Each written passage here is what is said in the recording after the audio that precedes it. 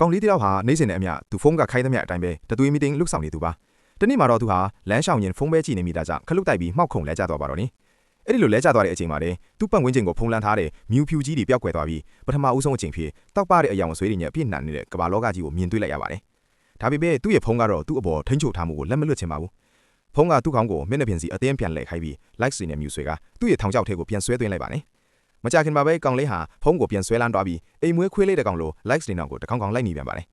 ရုတ်တရက်ဆိုသလိုအချိန်နဲ့မောင်းနှင်လာတဲ့ကားတစ်စီးကသူ့စီပြေးဝင်လာပြီးတိုင်းမိလူနီဖိသွားခဲ့ပေမဲ့တီးတီးလေးလွတ်မြောက်သွားခဲ့ပါတယ်ဘေးအန်တွေကနေလွတ်သွားတာနဲ့ဖုန်းကနောက်ထပ်ခလဲခွေတစ်ခုထုံးလိုက်ပြန်ပါတယ်အသီးတွေခွဲရတဲ့ဂိမ်းအသစ်တစ်ခုကိုဖွင့်ပစ်လိုက်တဲ့အခါကောင်လေးကပျော့ပျော့ပါပါစော့နေမိပြန်ပါတယ်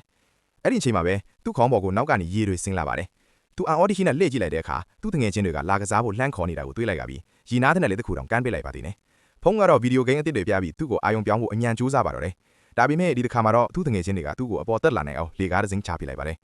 ကောင်လေးကဖုန်းကိုဂီးမဆိုင်တော့ပဲပိတ်လိုက်ပြီးအိတ်ကဲထဲထဲကလေကားပေါ်တက်သွားပြီးတငယ်ချင်းတွေနဲ့အတူသွားကစားပါတော့တယ်အဲ့ဒီနောက်မှာတော့တကယ်အမှန်တရားကြီးကပေါ်ထွက်လာပါတယ်တကယ်တော့ဒီဇက်လိုင်းတစ်ခုလုံးဟာသက်ရှိမိုဘိုင်းဖုန်းတွေကရုပ်ရှင်ရုံထဲမှာထိုင်ကြည့်နေကြတဲ့သရေက horror movie တကားဖြစ်နေတာပါဇက်လန်းဆုံးမှာတော့သက်ရှိဖုန်းတွေအားလုံးဟာကြောက်လန့်နေကြတဲ့ရုပ်ရှင်ရုံတွေကနေပြေးထွက်သွားကြပါတော့တယ်